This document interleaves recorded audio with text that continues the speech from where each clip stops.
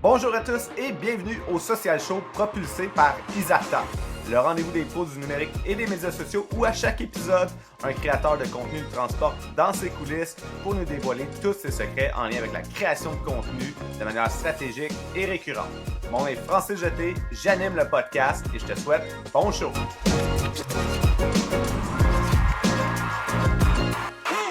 Aujourd'hui, à l'épisode, on va jaser création de contenu vidéo, gestion de médias sociaux, gestion de communauté avec Noémie Marcil qui travaille chez Meubles RD. C'est une gestionnaire de médias sociaux et une créatrice de contenu. Noémie, comment ça va? Ça va bien, toi? Ça va très bien. Content de te recevoir aujourd'hui au podcast. Je trouve qu'on va pouvoir parler d'un sujet qui pour moi, m'est très cher. C'est d'avoir quelqu'un à l'interne, un gestionnaire de médias sociaux qui est capable de produire de la vidéo et se mettre de l'avant. On Exact. sait que c'est un défi pour beaucoup d'entreprises. Beaucoup de gestionnaires de médias sociaux n'osent pas nécessairement se mettre de l'avant. Puis on le sait que produire du contenu vidéo, déjà à la base, c'est un contenu qui est un peu plus difficile à produire. Mais en plus de ça, d'avoir à se mettre devant la caméra, ça, c'est un challenge encore un peu plus élevé. Fait qu'aujourd'hui, tu vas avoir des bons conseils à nous offrir de ce côté-là. Fait que c'est très cool. Avant qu'on rentre dans le vif du sujet, peux-tu nous parler un peu de ton parcours? Là, présentement, tu es chez Meubles RD comme gestionnaire Exact. de médias sociaux, mais qu'est-ce qui t'a fait que t'es arrivé dans ce poste-là?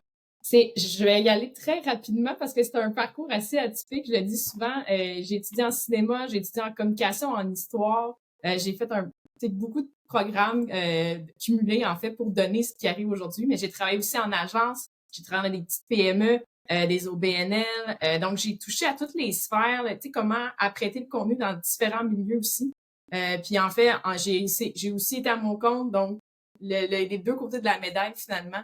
Et finalement, je travaille pour me berder en ce moment depuis le mois d'octobre, puis j'aime vraiment ça parce que le côté humoristique est venu me chercher aussi. Donc, c'est vraiment dans le contenu, je trouve qu'aujourd'hui, avec les médias sociaux, c'est beaucoup de la créativité, mais aussi l'humour aussi qui est prévoit sur les médias sociaux. Donc, voilà, ça résume un peu en dedans de je sais pas combien de temps, mais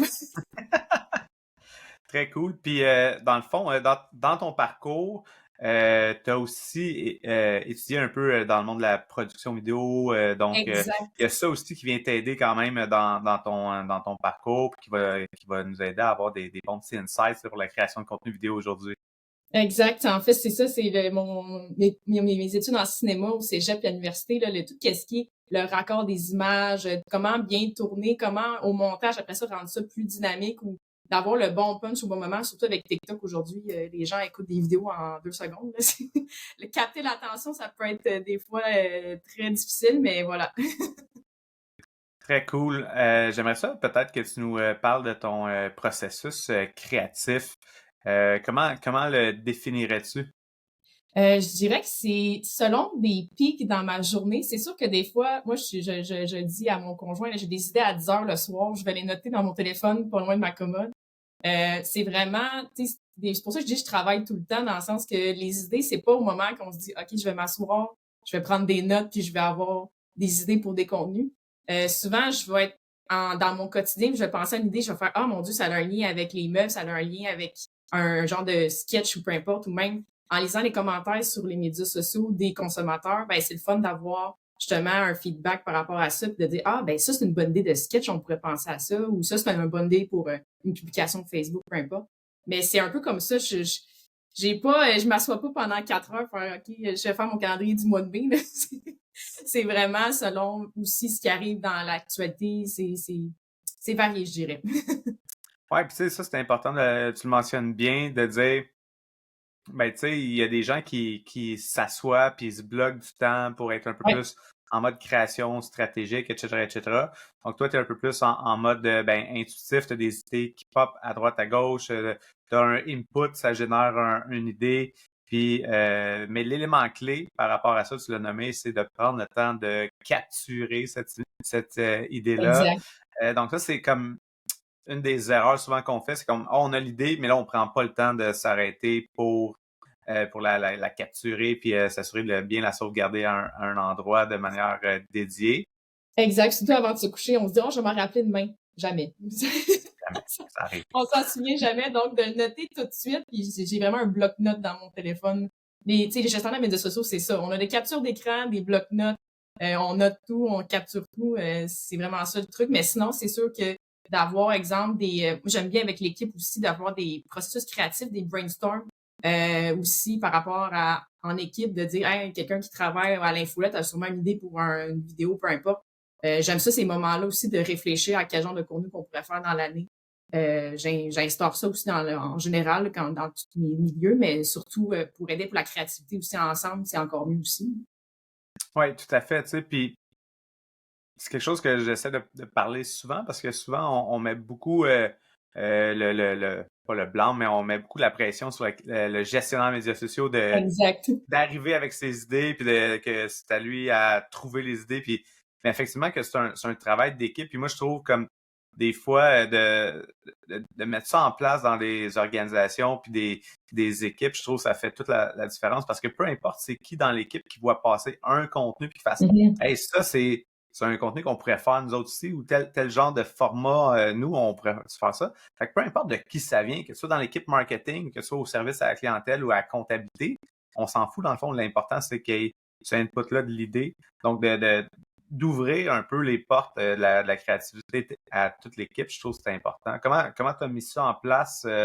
Parce que ça fait quelques mois déjà que tu es chez Meubles RD, mais donc tu as eu la chance de justement de mettre en place tes trucs. Comment ça s'est passé de ce côté-là? Ben, c'est sûr que avant, il y avait quelqu'un qui s'occupait des réseaux sociaux et autres tâches connexes, mais là, c'était vraiment moi à temps plein, donc j'ai comme mis en place des processus comme la rencontre de contenu. Elle est pas à chaque mois parce qu'à un moment donné, on peut pas rencontrer tout le monde, mais j'en ai fait une au début. Après ça, je dis, hey, n'hésitez pas si vous voyez des vidéos, envoyez-les soit justement au compte que vous voulez partager directement au compte Meubles ou peu importe, ou même, à Meubles, il y a comme 35 magasins au Québec, donc des vendeurs qui ont des idées. Ils se disent hey, moi je suis bon pour filmer des vidéos, ben pas de problème, je vais collaborer avec toi, on va faire c'est le travail d'équipe puis souvent même les conseillers sont contents, ils font partie d'un un peu la vague me berder, je peux dire. on l'a vu avec le bye-bye du début d'année, mais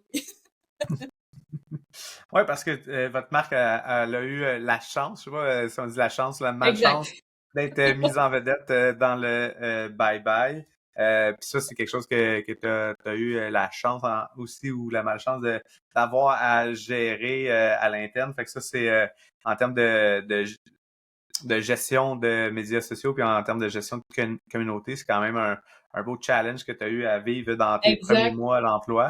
C'est ça, ça a été comme une surprise. Là. En fait, les gens souvent pensent que vous le saviez. Non, non, personne ne le savait. Et moi, en voyant le sketch, j'ai dit non, c'est pas notre publicité, ça. Ça veut dire que moi, je vais travailler demain pour répondre à ce sketch-là. Mais pour vrai, l'équipe, on trouvait ça très drôle. On a embarqué là-dedans et même après la gestion de communauté, les gens, ils trouvaient ça, c'était les gens citaient que c'était un des meilleurs sketchs du Bye Bye. Donc, nous, on est rieurs dans le sens que on rit parce que, à la base, on a quand même des sketchs qui sont drôles. Donc, avec Jérémy Demé aussi, ça allait de soi que, on se dit, bon, on a atteint quand même un top d'être cité au bye-bye. Ça, c'est quand même le fun pour ça. Puis la gestion de communauté le lendemain, ben, ça a explosé. On a fait une publication disant qu'on riait, puis on a répondu aux commentaires. Ben, en fait, c'était moi qui gérais les commentaires, mais c'était le fun que les gens embarquaient aussi avec les commentaires qu'on faisait. Donc, c'était vraiment le fun pour ça. Puis oui, c'est de la gestion, mais quand même, c'est une belle visite d'embarquer dans la vague aussi, de répondre là, en tant que tel. Oui.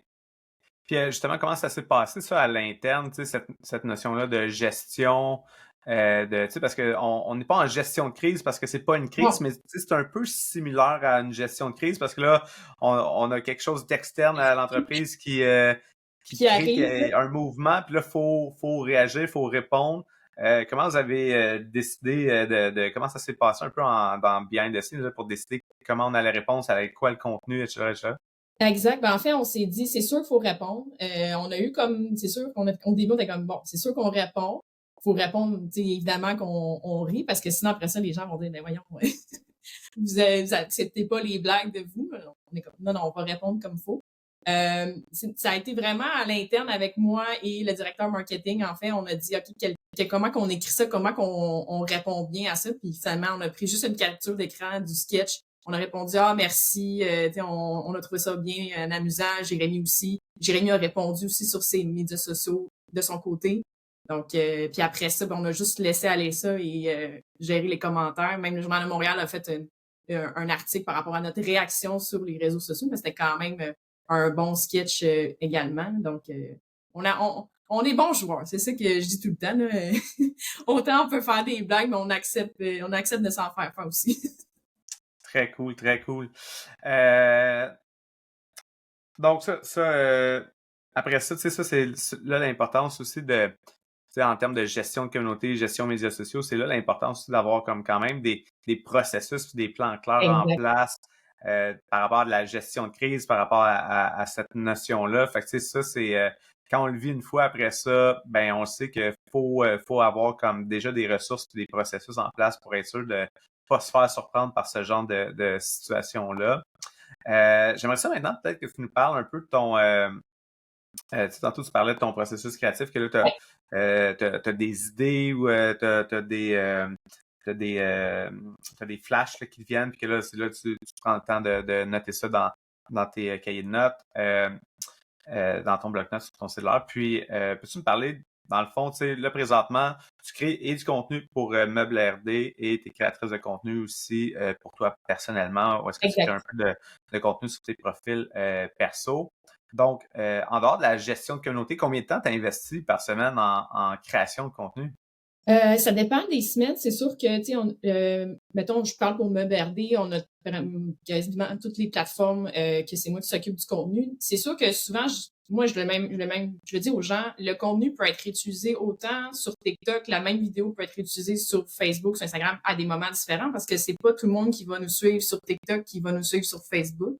Donc, je dirais, c'est dur à calculer parce que je suis un peu tout le temps en création de contenu, mais tout ce qui est planification, c'est pas mal au courant de la semaine que je le fais. Pour moi, mes comptes personnels, honnêtement, c'est des pops que je vois on parle d'actualité ou j'ai une idée en tête dans la journée. Je me dis ben parfait, je vais l'écrire tout de suite puis je vais le programmer pour le lendemain matin. Ça va ça va me débarrasser. Mais sinon, tout ce qui est création de contenu concrète, exemple d'aller tourner des vidéos, ça c'est sûr je me bloque du temps dans mon horaire. Dépendamment, j'essaie d'en faire. Je le dis aux gens, quand vous filmez, essayez d'en filmer beaucoup. Comme ça va vous éviter de tout le temps recommencer et de dire j'ai pas le temps, je manque de temps. Je me book un horaire, un avant-midi ou un après-midi, je m'en vais en magasin, je m'en vais tourner après, je dirais même 10 capsules si c'est pas 12, 15, dépendamment du contenu que j'ai. Souvent, honnêtement, c'est des produits, c'est de montrer les fonctionnalités. Les gens sont curieux, ils veulent savoir, OK, ben, ce sofa sectionnel-là, comment qu'on peut l'ouvrir? Y a-tu des gadgets? Y a-tu quelque chose de plus à montrer? Sinon, j'essaie tout le temps de varier aussi avec des sketchs. Donc, tu sais, de se préparer d'avance. Moi, je me fais une liste, là, j'ai ma to-do de tout ce que je vais filmer. Puis après ça, c'est d'essayer de rentrer dans le temps, là, parce que souvent, c'est ça. En agence, on est quand même... Là, je suis en entreprise, c'est différent, mais en agence, on est quand même serré dans le temps. On est comme, OK, on a 4 heures parce que le client nous alloue 4 heures. Donc, j'ai vécu les extrêmes. Donc, c'est sûr que j'étais assez habituée aussi de rentrer dans mon temps, mais c'est un peu comme ça que je fonctionne. Donc, une fois par mois, je m'en vais tourner des vidéos. S'il y a des demandes sporadiques, je vais retourner en magasin, pas de problème. Mais c'est pas mal ça que je fonctionne. Puis c'est sûr que oui, je vais faire des trends, je vais faire des fonds verts avec moi qui est littéralement ici, chez moi. Mais c'est sûr que des trends, des fois, on a l'idée, mais là, l'idée est déjà, ça s'évapore. Dans le sens, le contenu, il est déjà plus viral. Moi, j'essaie de garder un peu plus d'originalité puis de dire, ben, on reconnaît le contenu de Meuble parce qu'il y a moi qui rouvre des sectionnels. Mm-hmm. Puis, dans le fond, tu sais, pour être en mesure d'être de se bloquer un bloc d'une demi-journée, une journée complète pour aller créer du contenu, ça veut dire que quand tu arrives là, pour capter une douzaine de vidéos, il faut quand même que tu sois bien prête. Comment tu fais pour... Puis là, toi, tu as le défi supplémentaire d'être celle qui capte, donc celle Exact. qui est derrière la caméra et qui est aussi devant la caméra. Évidemment, des fois, tu as des employés, puis on va revenir sur comment on fait pour convaincre les employés, là, justement, de se mettre devant la caméra. Mais toi, tu as quand même le défi que des fois, tu es et derrière et devant la caméra en même temps. Donc, là, tu n'as pas le choix d'être quand même planifié, d'avoir planifié quand même pas mal tes plans, puis d'avoir tout en main pour être capable de tourner ça, puis que ça fonctionne bien, pour pas que tu perdes trop de temps à dire, ah non, là, je voulais faire ça, puis là, ça marche pas. Fait que, comment tu fais pour planifier tes plans de caméra, pour t'assurer que ça va être rapide et efficace quand ça va être en tournage? Souvent, ce que je vais faire, ben un peu, sûrement que les créateurs de contenu le font aussi, mais pour que ça soit fluide, on garde le même plan. On va comme, mettons qu'on fait un sketch. Et j'en ai un que j'ai publié, c'est moi, une cliente qui parle à la vendeuse, qui est moi aussi. Je m'assure de filmer tous les extraits que j'ai besoin à la même position. Par exemple, je vais répondre à la personne qui me répond pas, là, en fait.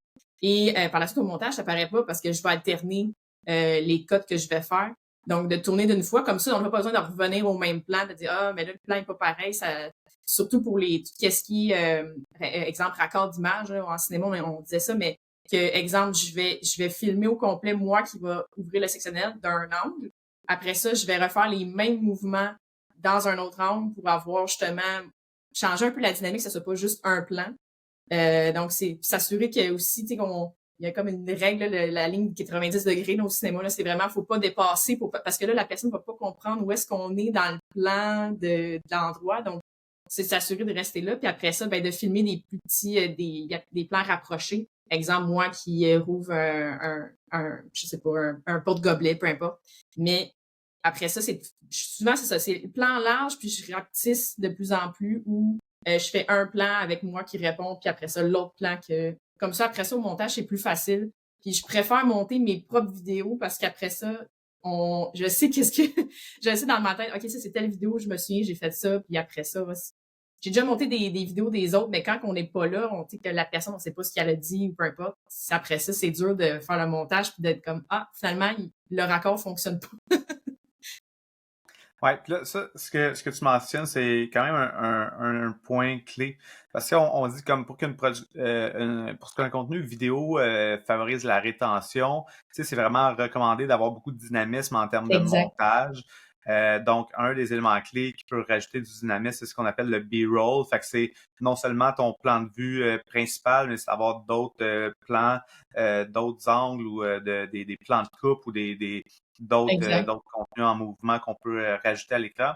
Donc, dans ton B-roll, toi, quelque chose que tu fais bien, c'est justement de penser à, OK, mettons, j'ai tel angle, mais ça me prend aussi tel autre angle, puis le plan rapproché, et donc de penser à plusieurs plans. Là, on rentre pas dans un cours de Non. cinéma, mais c'est important aussi de comprendre que, ben, justement, ben, il faut les planifier, ces différents plans-là, parce que si on prend juste une shot, puis là, finalement, celle-là, elle sort moins bien, ben, si tu as pris la peine de prendre différents plans, ça peut venir te sauver la vie un peu au Oui. montage. Oui, oui, puis exact. Puis même dernièrement, je pensais avoir supprimé une vidéo. Finalement, j'ai réussi à la retrouver dans mes éléments supprimés. Ça, c'est un autre point aussi. Supprimez pas vos éléments supprimés, ça vous aide. Mais oui, c'est ça, c'est d'avoir puis oui, assurez aussi que la qualité de votre vidéo est bonne également. Là. Je le dis aux gens, assurez-vous d'être l'image par seconde un peu plus élevée que moins, parce qu'après ça, au montage, quand on transfère nos vidéos d'une plateforme à l'autre, moi, je dis souvent, transférez pas vos vidéos sur Messenger, ça va les réduire. La qualité des vidéos va être encore plus réduite. Mais après ça, c'est facile au montage de pouvoir accorder les plans, mais s'assurer d'avoir une bonne qualité. Puis autant le son, je fais tout le temps des tests de son, si on en a pas parlé, là, mais tests de son, autant avec les exemples, les conseillers que je vais faire des vidéos avec eux pour être sûr que ça fonctionne aussi avec le son, avec le téléphone, etc. Pour être sûr. Puis même la distance, des fois, j'avais fait une vidéo live, puis il se rendait loin le micro finalement. Quand je m'en venais, j'ai dit OK, reste là-bas, mais il parlait finalement dans le micro dans le live. Donc, s'assurer aussi qu'on ne parle pas pendant le live au début, dépendamment Oh, de ce ouais, qu'on veut. ouais, j'avoue. Hein. Mais, OK, très cool. Puis dans le fond, justement, tu sais, par rapport au type de plan que tu vas utiliser, est-ce que tu as un genre as-tu des outils que tu t'es développé ou comment est-ce que tu prends en note? Est-ce que tu as juste un checklist des plans que tu veux faire ou est-ce que tu Ouais. scénarises un peu plus tes contenus avec comme, OK, scène numéro 1, scène numéro 2, puis qu'est-ce que tu vas dire? Puis, Honnêtement, je fais pas, je le faisais quand j'étudiais en cinéma, mais là, je le fais plus les plans parce que je suis rendu acquis dans le sens que je sais qu'il faut que je fasse un plan large. Souvent, le plan large, je vais le faire en 0.5 parce qu'on va avoir l'angle plus grand. Mais c'est ça, c'est tellement rendu une habitude que je le planifie pas parce que je sais que ça va me prendre ces plans-là. Puis des fois, dans le magasin aussi, c'est différent. Tu sais, l'éclairage, là, dans ma tête, c'est sûr que je sais pas comment ils sont placés, les meubles, là. Est-ce que je le fais d'une façon, là, je vois que l'éclairage est comme so-so, il y a un client en même temps. Ça aussi, c'est de jongler avec les imprévus de la vie. Mais, tu sais, en plus, il y a de la musique en magasin souvent. Donc, tu sais, de s'assurer que la musique est pas trop forte, on est capable d'ajuster le son par la suite. Mais c'est sûr que ça donne quand même puis souvent, quand je vais filmer, ben, je vais mettre quand même de la musique par-dessus. Fait qu'on n'entendra pas la musique de magasin, exemple.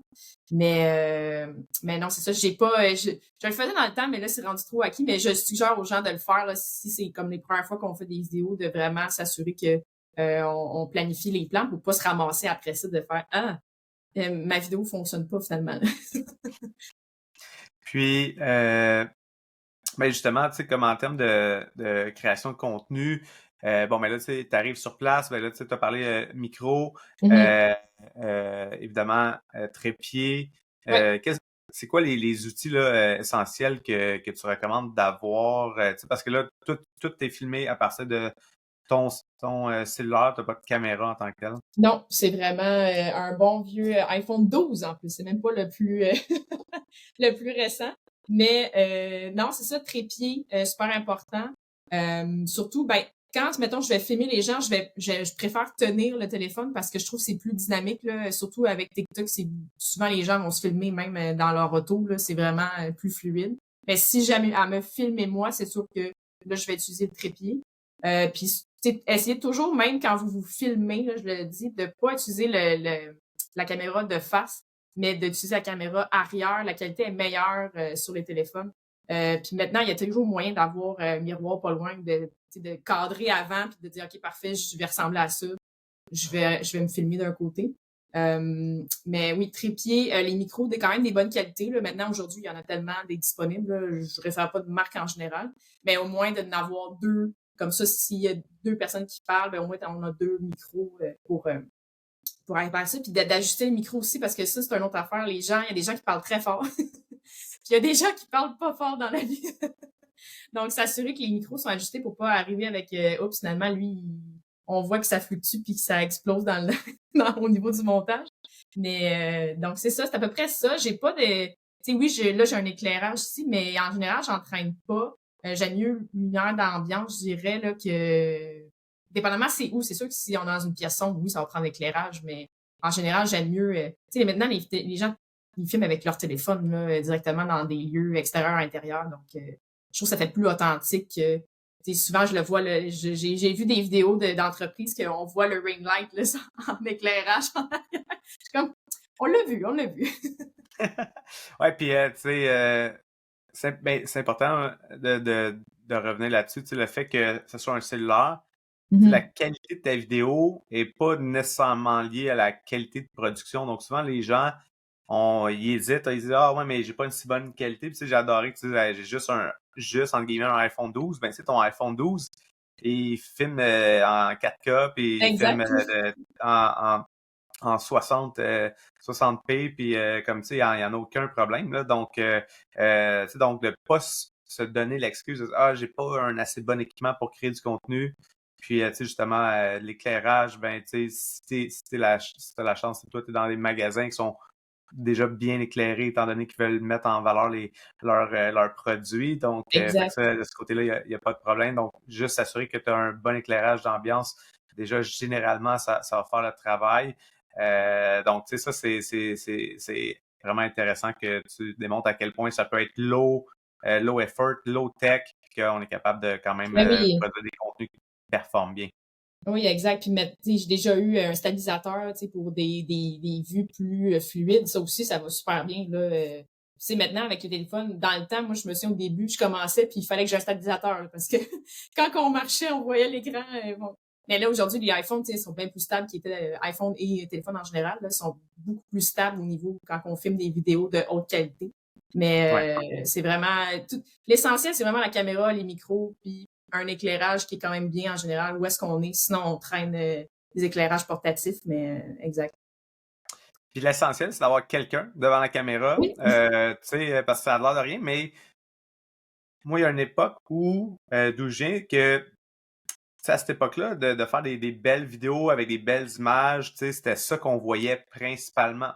Puis là, si on prend le temps de regarder qu'est-ce qu'on voit comme contenu sur des plateformes comme YouTube, TikTok, Mm. Instagram, mais qu'est-ce qu'on voit? On voit les visages des personnes. Ça nous prend du monde à mettre devant la caméra.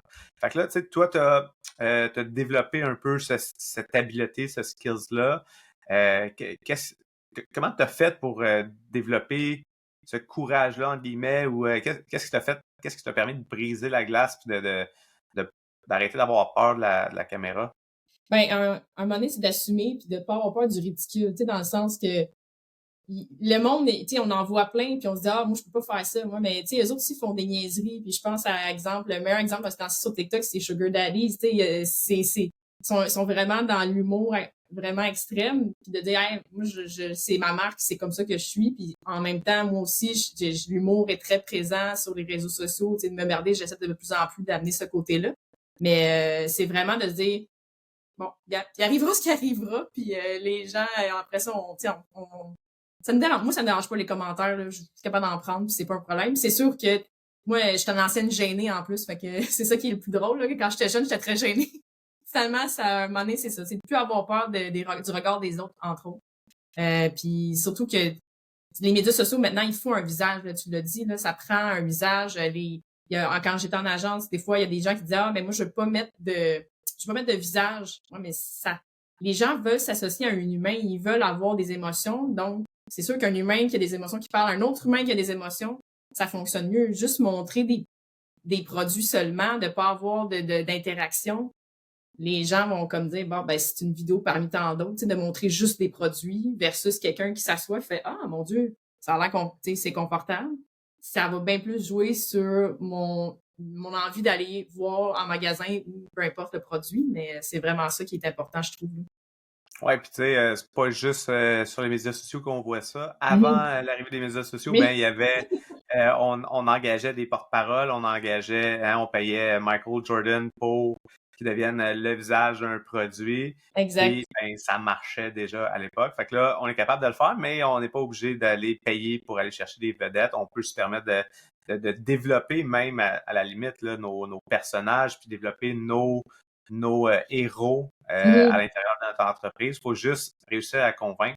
Toi, justement, comment tu fais pour aller convaincre des employés, les amener à participer à tes captations vidéo? Ben, c'est sûr qu'il y en a qui sont à l'aise, il y en a d'autres qui disent non merci, jamais pour moi. Donc, tu sais, c'est ça que j'essaie souvent de dire, ah, ben, tu sais, à la base, ce que j'ai fait pour l'instant, c'est des conseillers, donc, qui sont habitués dans la vie de tous les jours de vendre des produits. Il y en a qui sont plus à l'aise devant la caméra aussi, là, donc c'est sûr que j'ai choisi plus ceux-là parce que ils ont une habileté à parler puis ça n'est pas qui ont pas une patate dans la bouche, je dirais. Là. Mais non, puis c'est il y en a en fait, il y en a un que j'ai filmé, que lui, à la base, il fait des vidéos de formation pour les employés. Fait que c'est sûr que ça l'aide aussi. Il est déjà devant la caméra à la base. Puis là, j'ai dit, ah, ben, tu veux-tu participer à mes TikTok? Puis là, il a dit, ah, oui, j'embarque 100%. Donc, souvent, je vois tout le temps les TikTok de la fille des médias sociaux qui est comme, hey, viens faire une vidéo, s'il te plaît. Puis là, les gens sont comme, ah, non, pas encore, mais oui, il faut. Puis des fois, il n'y a pas besoin, tu sais, les employés peuvent participer, mais sans nécessairement, tu sais, être juste en arrière puis participer au contenu, dépendamment c'est quoi, mais c'est vraiment le fun d'avoir d'autres gens aussi parce que oui, je peux faire plein de vidéos, mais d'avoir d'autres types de contenus aussi. Moi, je vais pas parler des aspects techniques des meubles ou des électroménagers. C'est pour ça que je demande aux conseillers qui veulent participer, qui veulent parler des produits aussi. Justement, avec ces différents conseillers-là qui ont dit oui, Mhm.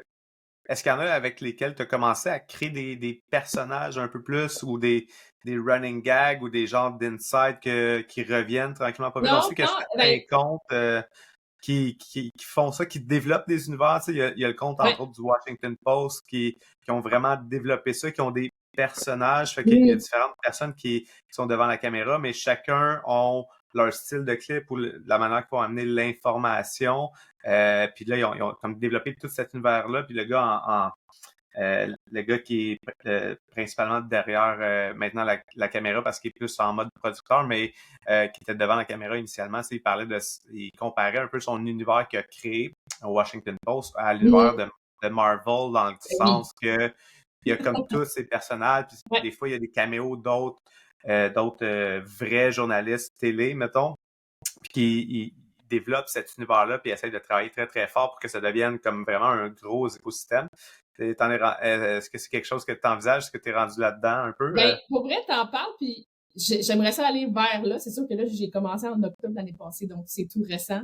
Puis là, c'est sûr que il y en a qui revoient les mêmes conseillers, fait que c'est sûr qu'ils s'attachent aussi à ces personnes-là, mais éventuellement, c'est sûr que j'aimerais aller vers ça. J'ai fait, exemple, moi, je me suis filmée en tant que cliente qui dit qu'il envoie des vidéos à son conjoint. J'ai fait une partie 2 de cette dite cliente-là. Fait qu'après ça, ce personnage-là, est-ce qu'il va évoluer puis on l'amène ailleurs?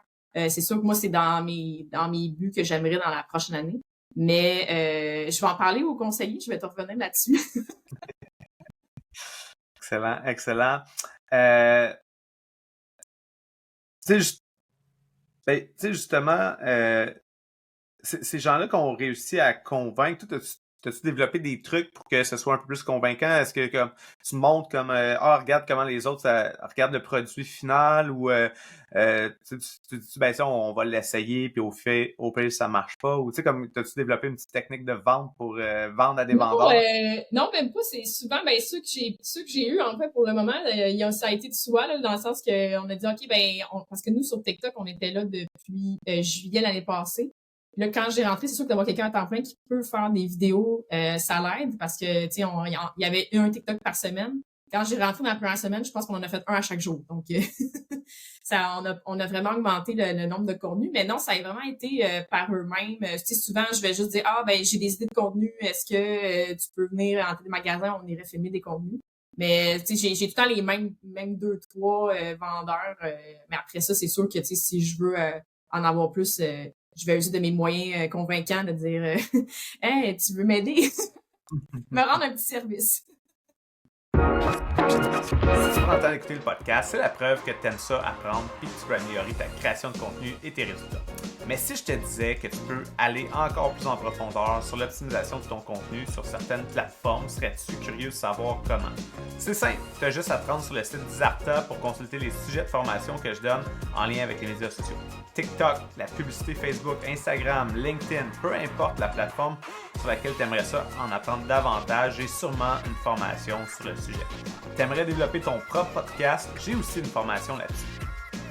Puis ça, c'est juste mes formations à moi. Il y a une foule d'autres formations données par des experts d'autres domaines, que ce soit en lien avec le marketing numérique ou plein d'autres sujets fascinants qui vont t'aider à propulser ta carrière.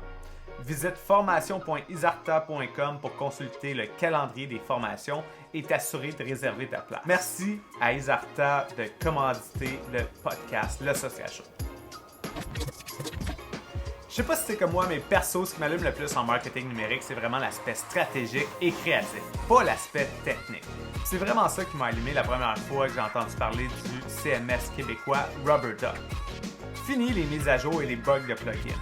Fini de chercher des développeurs web pour mettre à jour ton site chaque fois que tu veux faire des modifs.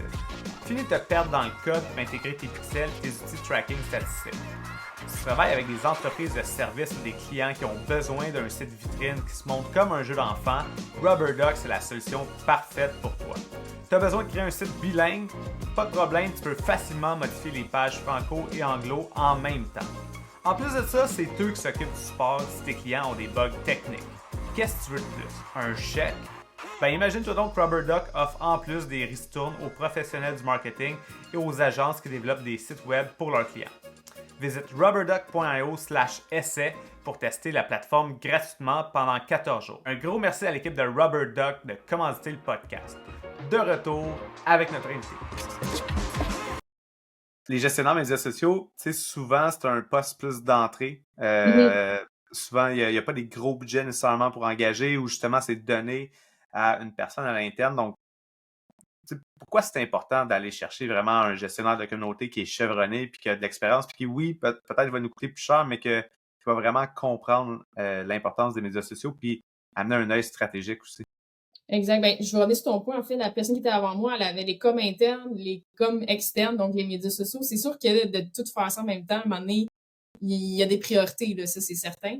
Puis en engageant quelqu'un comme moi qui a beaucoup d'expérience, c'est sûr que ça enlève la pression de dire, OK, ben on n'est pas obligé d'y montrer tout. Elle va prendre des initiatives parce qu'elle est habituée de gérer des comptes. Puis c'était un peu ça aussi l'aspect que je pense que ma candidature a été retenue. c'est que j'ai l'habitude d'être à mon compte, de gérer des stratégies, gérer autant, là, je parle des médias sociaux organiques, mais je gère les médias sociaux payants aussi, d'avoir cette vision-là un peu 360, puis d'être un peu organisé, autonome, si je peux dire, là, tu sais, quand on est à son compte, il faut être autonome parce que sinon, on n'arrivera pas. D'avoir cet aspect-là aussi. Puis c'est sûr que d'engager, oui, on peut engager quelqu'un de plus junior, puis après ça, moi j'ai deux visions. Soit qu'on engage quelqu'un qui est très senior, ou sinon d'engager quelqu'un qui débute, mais après ça, de lui montrer, puis de vraiment la prendre sous son aile, puis de lui permettre d'évoluer dans ce poste-là.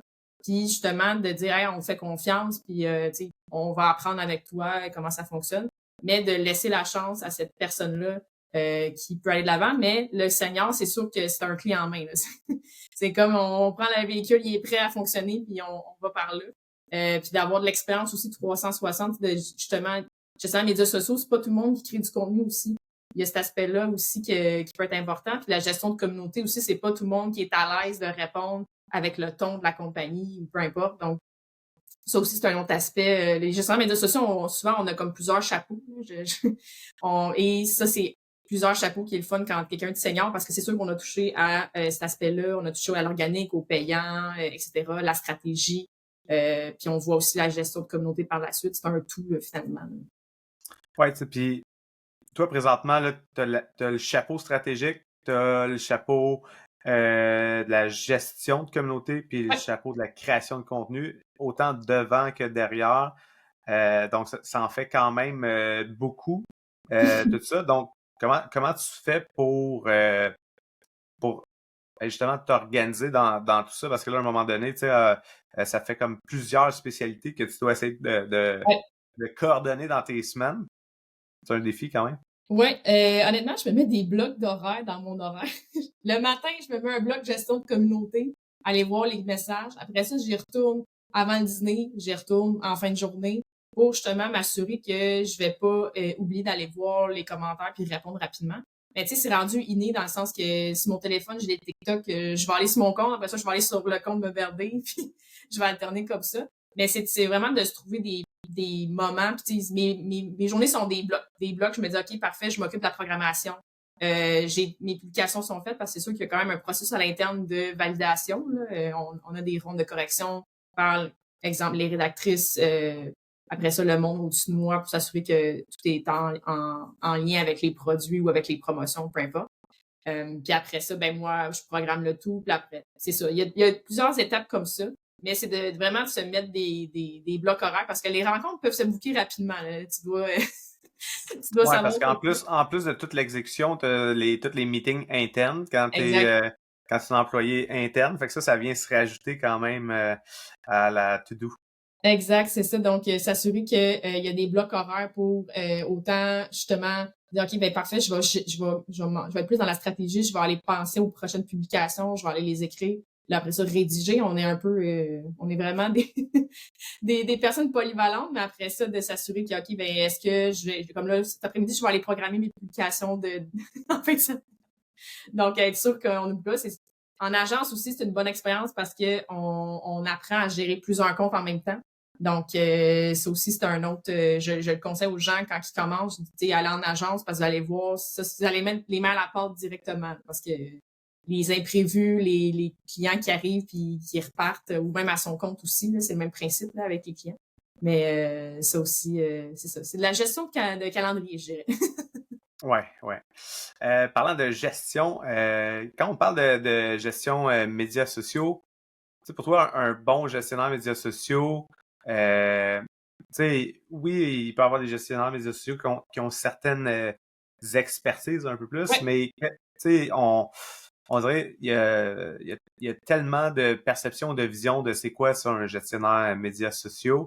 Ça fait quoi concrètement? Mais pour toi, c'est quoi un bon gestionnaire médias sociaux? Je dirais quelqu'un de très flexible parce que on est tout le temps un peu bombardé par une équipe qui dit OK, ben moi, je veux que tu mettes de l'avant tel produit ou tel magasin. Là, je prends l'exemple de Me Berder, mais dans le sens que de dire OK, ben j'avais prévu une publication, mais gars, c'est pas grave, on va la prendre, on va la mettre ailleurs. Faut vraiment être flexible, s'ajuster un peu à tout ce qui se passe dans l'actualité, en fait, aussi. De dire, OK, ben aujourd'hui, c'est pas un bon moment parce qu'il y a l'éclipse, exemple. Mais de s'assurer qu'on suit un peu la vague, fait que c'est d'être à l'avant de ce qui se passe, mais aussi d'être flexible par rapport à ce qui peut arriver aussi. Puis, bien évidemment, d'être créatif, là, ça, c'est...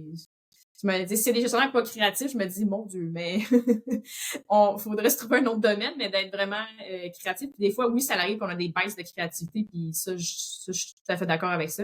Mais de se dire, OK, ben si j'ai pas de créativité aujourd'hui, ben c'est pas grave, je vais aller faire d'autres choses, puis on va retourner sur le processus de création une autre journée. Mais c'est vraiment les qualités, je trouve, essentielles par rapport aux gestionnaires médias sociaux.